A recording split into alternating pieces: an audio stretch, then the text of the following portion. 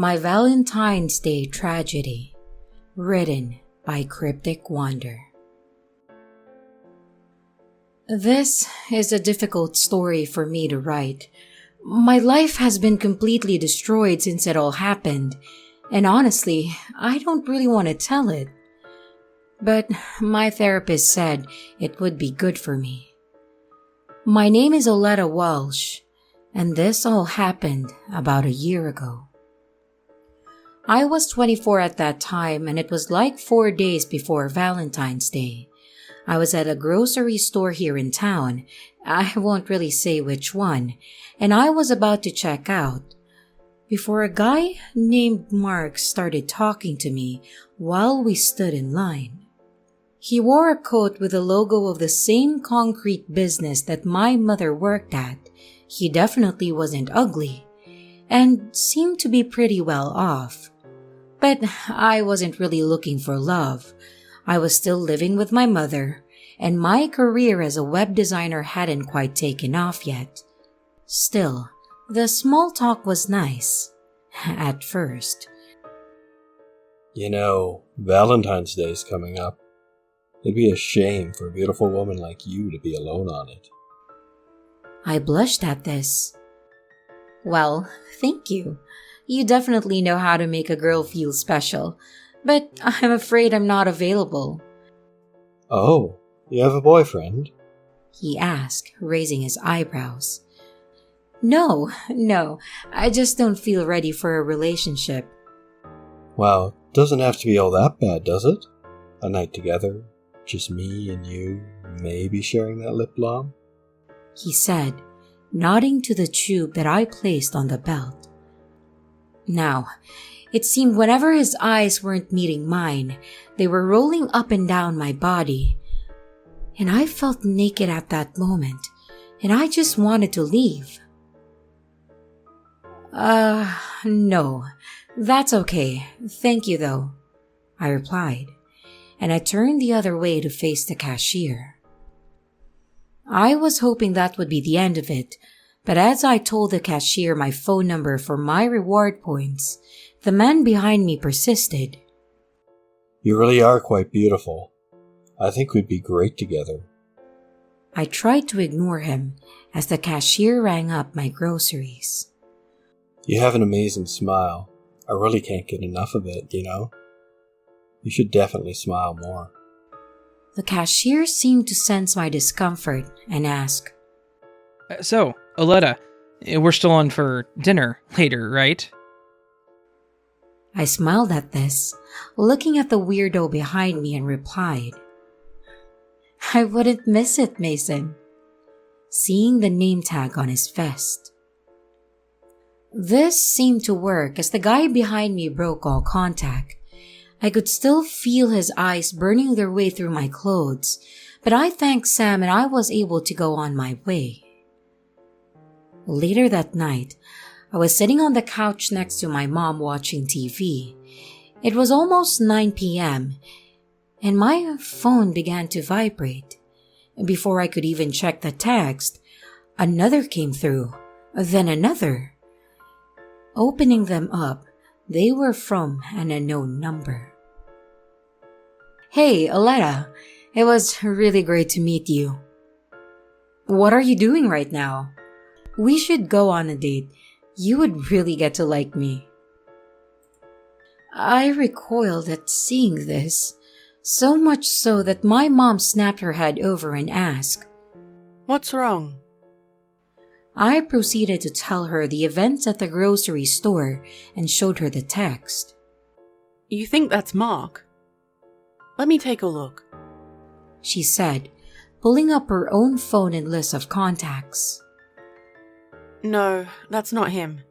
His area code isn't 207. Pretty sure that creep was the only one who was hitting on me today. Well, I'll have a talk with him tomorrow, alright? He's probably just overexcited. Don't start losing your mind over it, she said, and we resumed watching TV. The next morning, I woke up to a dozen texts from the same number. I called my phone provider and had my number changed. That seemed to do the trick. The rest of the morning was pretty uneventful, and I had a couple small jobs updating some websites and trying to get them traffic. I finished around 1 p.m. and went back to the grocery store to get food for Caution. That's my mother's dog. And I was feeling kind of nervous that I might run into Mark again. But I felt a little better as I walked by the employee picnic table. Mason was on break and gave me a smile and wave. I waved back and made my way inside.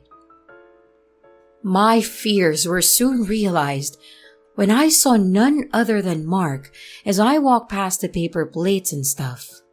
I expected there to be some kind of big episode, but he just gave me a weak smile, nodded, then went back to picking which tinfoil he wanted. I smiled out of instinct, but quickly backtracked around the other side of the aisle. This was insane. Yesterday was the first time I had ever met him, and now suddenly I saw him 2 days in a row. Was I really going to have to stop coming here when I needed groceries? I briefly considered just leaving, but I didn't want Caution to be hungry. So as quickly as I could, I went around the aisle and grabbed a bag of Purina. To my relief, Mark was no longer there, and I took my time heading to the checkout, making sure to check if Mark was down any of the aisles as to not catch me off guard again. 20 minutes or so went by when I was satisfied, and I saw Mason was back at his post. I breathed a sigh of relief and then let him check me out. Missed you at dinner yesterday. He said with a chuckle. I laughed along with him. Sorry, I already had plans for the sofa. Nothing wrong with that. I'll just have to take a rain check. Oh, your number doesn't seem to work for the rewards. I was so lost in my own thoughts that I totally forgot that I changed my number.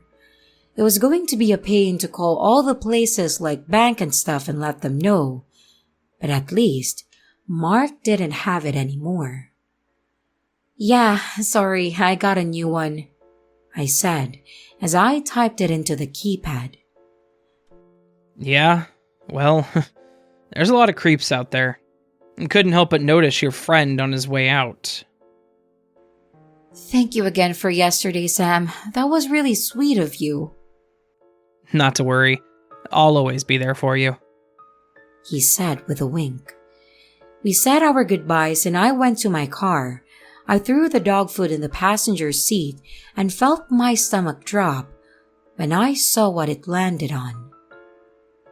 In the seat was a card, and with it, a gold locket and chain.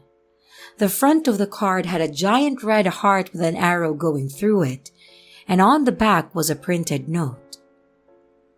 Oleta, I know that all of this is sudden, but believe me when I say that I love you. They say love at first sight doesn't exist, but yesterday, the first moment that I laid eyes upon you, I knew that it did. We were meant to be together. I know that in time you will come to love me just as much. It's too soon for us to meet just yet, but believe me when I say I'm counting the days. Until then, my love, please accept this gift as a token of my esteem. It was my grandmother's, and I just know she would want you to have it. I'll see you again soon, my darling. Forever yours, M. I gave a revolted shudder and ripped the card apart, not thinking twice about it. I rolled down my window and threw the locket onto the ground, and I gave a quick look around the parking lot, feeling like there were eyes on me from every direction. I went straight home and basically hid the rest of the evening. My mom came home around 6 and she could tell that I was shaken. She tried to comfort me, telling me that she talked to Mark about the text. He denied it and even showed her that I wasn't in his contact list. and I thanked her. But really, it didn't make me feel a whole lot better. Texts and names can be deleted. Plus, if he had a separate phone, that wouldn't prove anything. I didn't say any of this to her or tell her about what was left in my car. I didn't want to worry her over my problem. In hindsight, I should have. Nothing really happened the next couple of days. I didn't go out, and I was starting to feel a bit more normal again. Then one night, I was up in my room doing random things on my laptop when Caution began barking like crazy. I yelled down to her to be quiet a few times, and finally she did. I went back to my computer when my phone vibrated. I looked down at it and was in shock. It was the same exact number that was texting me the other night. Go look on your porch. Mom wasn't home, so I was starting to panic. Slowly, I made my way down where Caution ran up to greet me.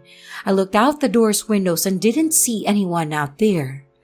I opened it a crack, and to my relief, there was nothing. As my mind began to reason with it, I felt another text come through. No, back door. I looked over to the sliding glass door and saw something under a rock.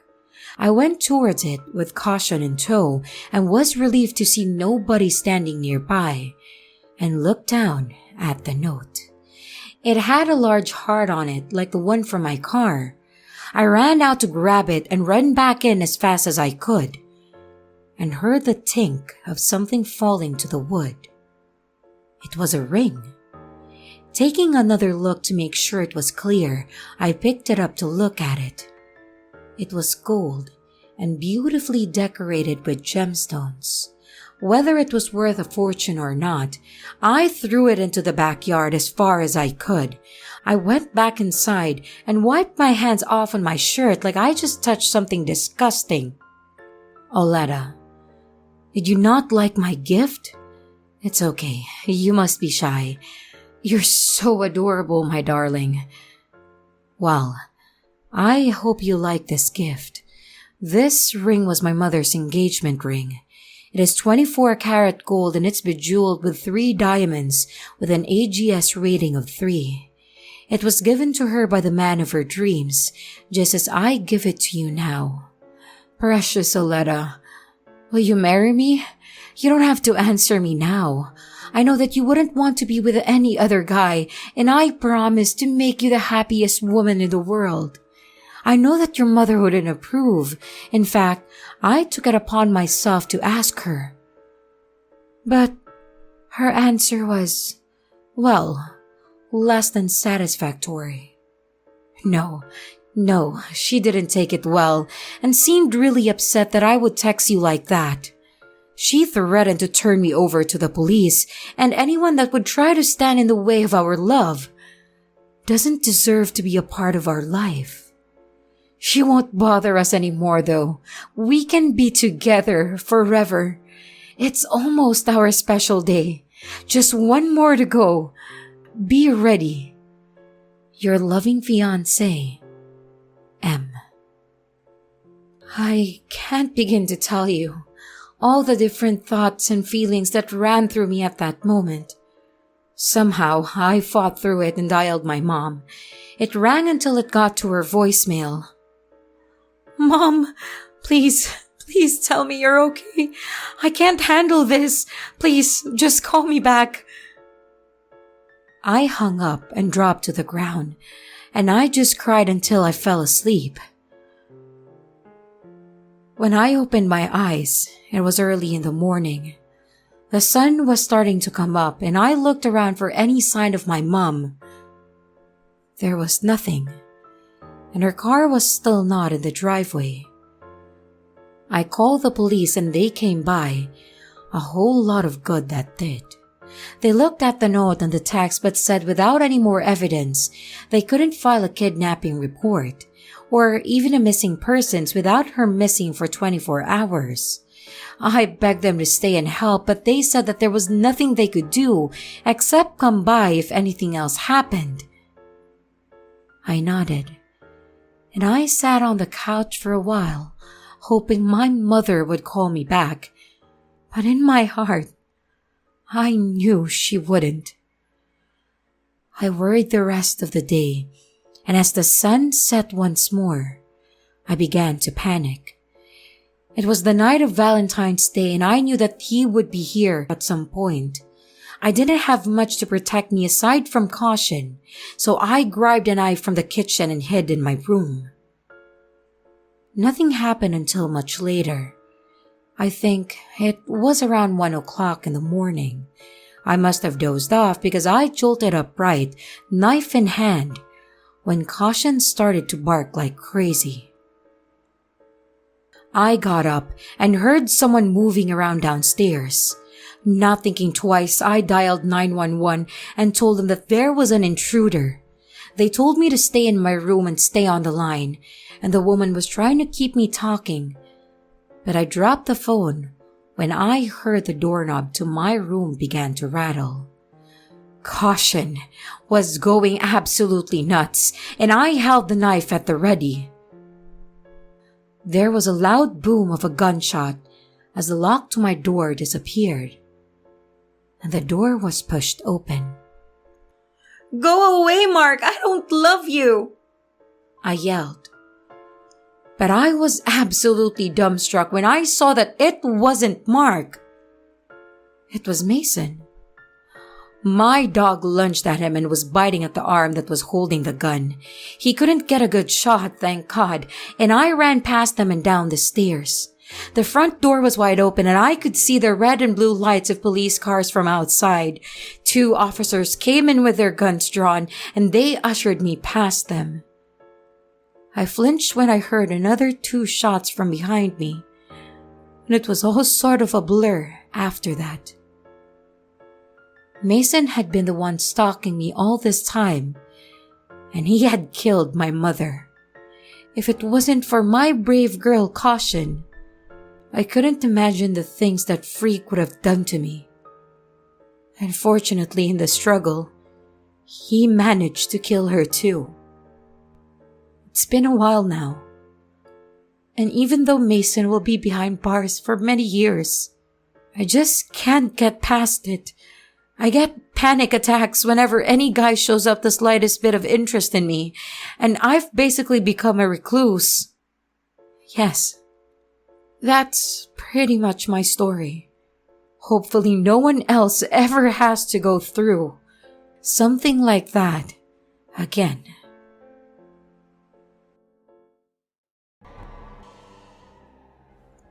Hello everyone, it's your creepy sister here. Thank you so much for watching the video. I really appreciate each and every one of you. But I would also like to thank my amazing patrons, my top tippers, and my dearest channel members. Thank you very, very much. I really appreciate it with all of my heart. If you want to support the channel further, you could also choose to become a patron, a tipper, or a channel member. But remember, it's appreciated, but never a requirement. I would also like to announce that we have merch now. The link is in the description of the video, along with all my other social media links, like my Discord server, Twitter, Instagram, and others. You can connect with me and send your stories there. And don't forget to like and subscribe if you haven't yet, and comments are highly appreciated. And remember, your fear feeds me.